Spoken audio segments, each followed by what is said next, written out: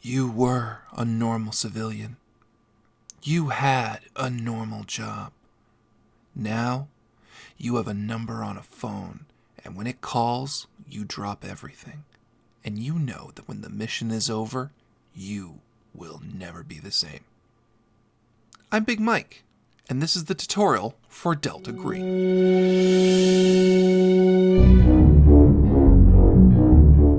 In Delta Green, you are a member of the organization of the same name. Comprised of both civilian operatives and federal agents, Delta Green's job is to try and stop something strange or supernatural from fucking up normal human life. Typically in a mission, you get an assignment and are neither provided enough information nor equipment to get the job done without something going wrong. Things usually end in fire. It is acceptable to yell at the person running the game during this time, in which case they're known as the handler. But first, stats.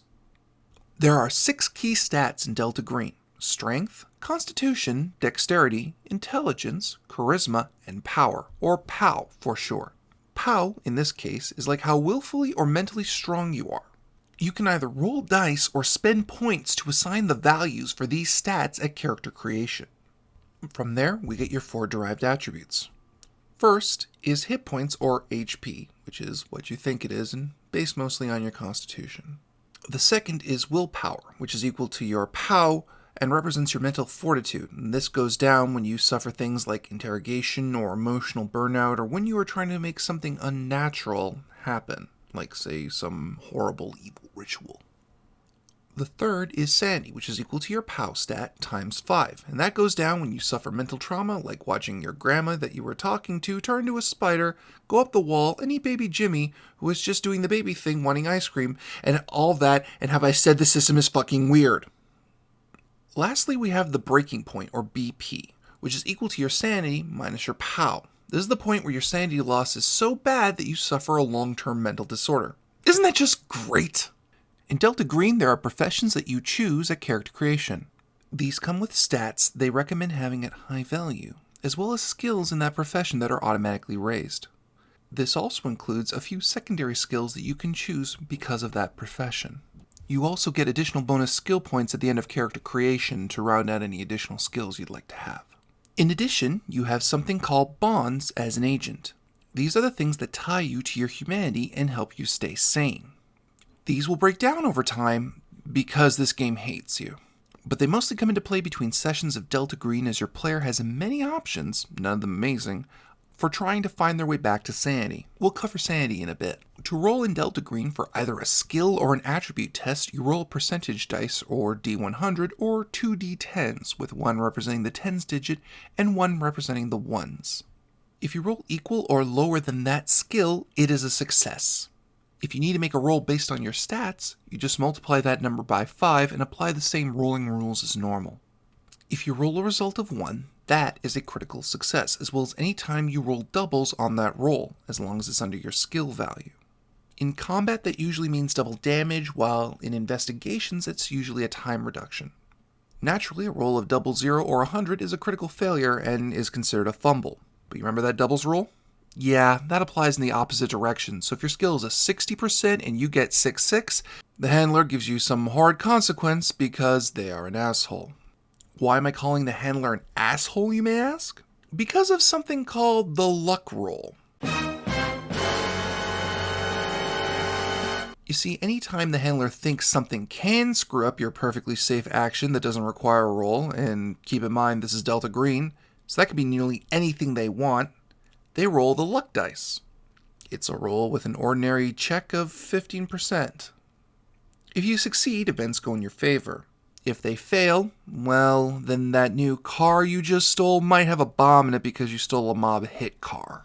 You can roll your skills to oppose an enemy action, like if you're trying to see through someone's bluff or something of the like. If you succeed at that skill and roll higher than your opponent did, you are able to put an end to that action.